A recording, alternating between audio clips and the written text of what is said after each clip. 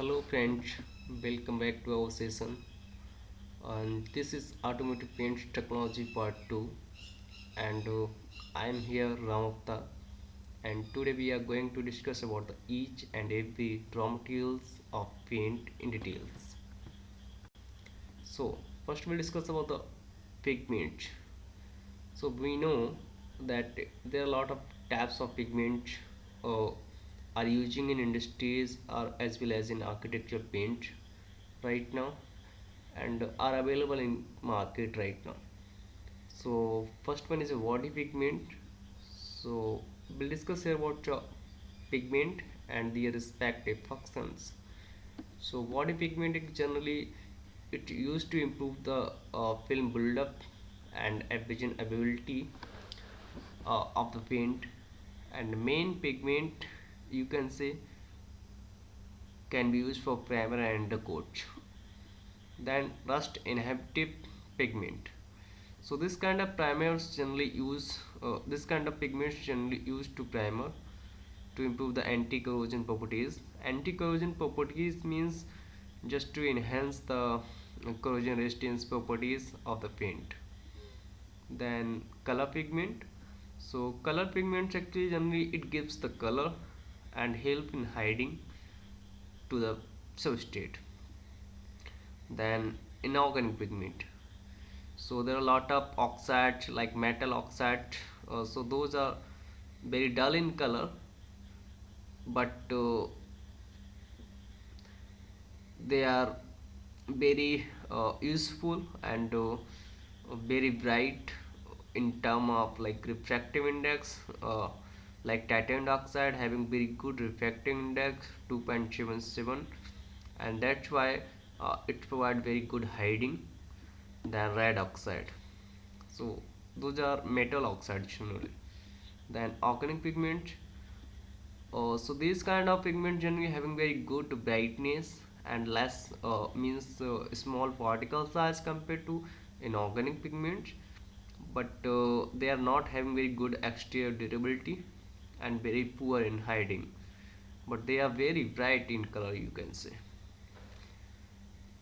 Now, so here we'll discuss about the details uh, about resins. So actually whatever resins we are using in automotive sectors right now, so they could be a like simple monomer or copolymer or like uh, different kind of mixing polymers. So here I mentioned some of the resins. Those are mainly using in a architecture in a automotive sectors. So first one is alkyd resin. So it's air drying and baking tap resin, and generally used for household and general industries. Then alkyd amino resin. So this kind of resin is generally means uh, baking kind of resin and generally used for industries. Then polyester and acrylic amino resins. So these kinds of resins are also baking kind of resins, but uh, generally used for automotive sectors for intercoat and top coat. IC means intercoat and TC means top coat.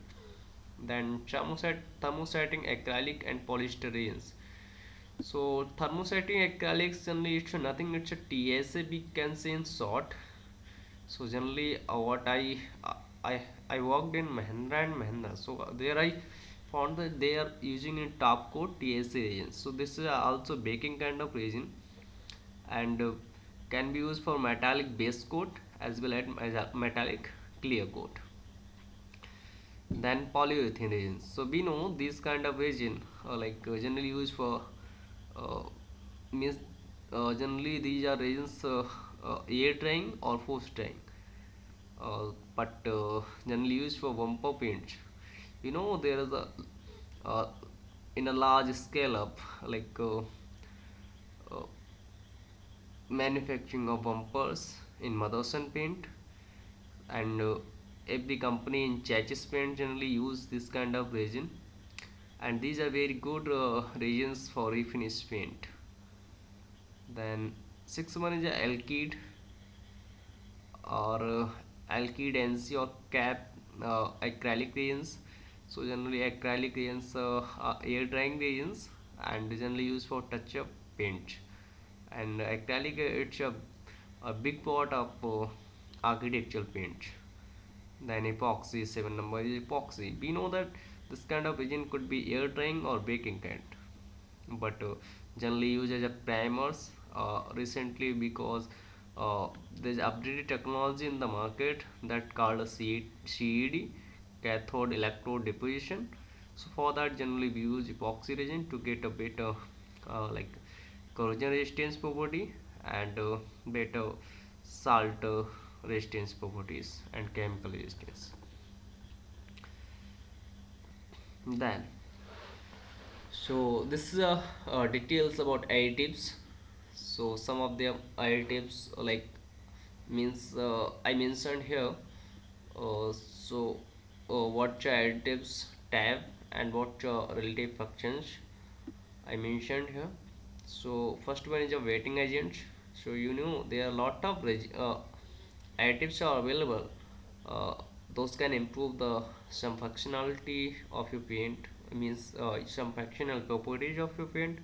So those functional properties only depends on the additives. Which kind of additives you are going to use in your formulation. So that's a big role.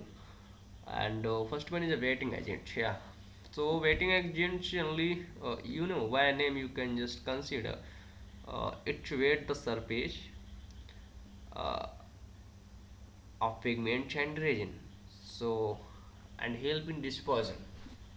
Then another one is surfactant. Second one is surfactant. So surfactant generally what if we talk about the like for water based paint, so it reduces the surface tension of the paint of water, and during application it reduces the surface tension of like paint, and because of that low surface tension paint you will get good spreading or smooth finish over the substrate and a good contact angle and good adhesion as well.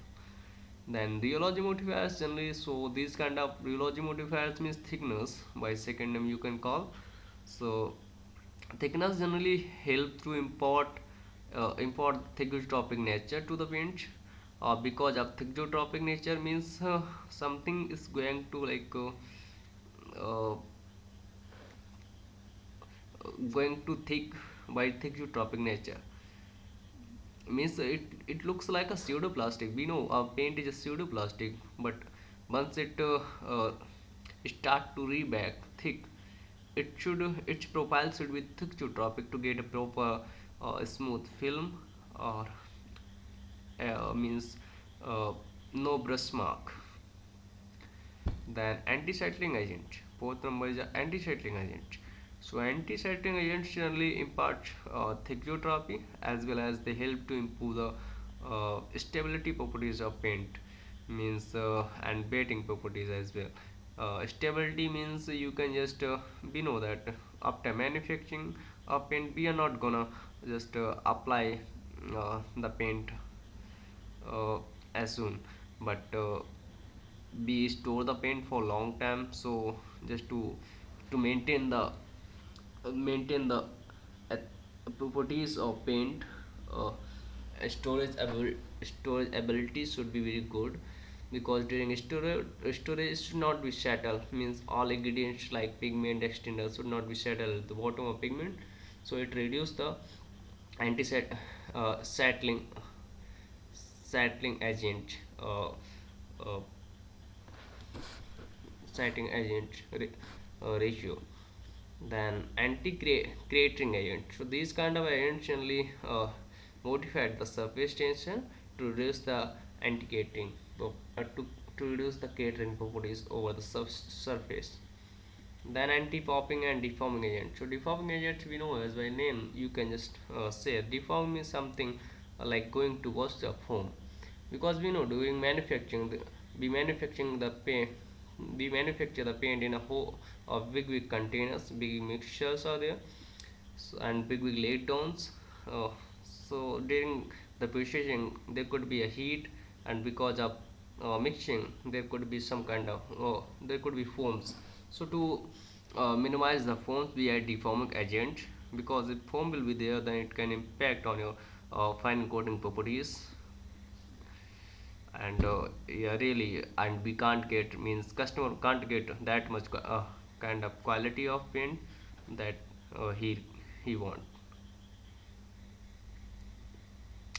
So thank you guys. This was the here I discussed about three main ingredients of paint. So remaining two are still there. So I thought this could be a long session, so I just kept here three. So we know thinner and solvent also remaining, and we can discuss in detail about solvent in next upcoming presentation. So thanks for the time. Yeah, thank you.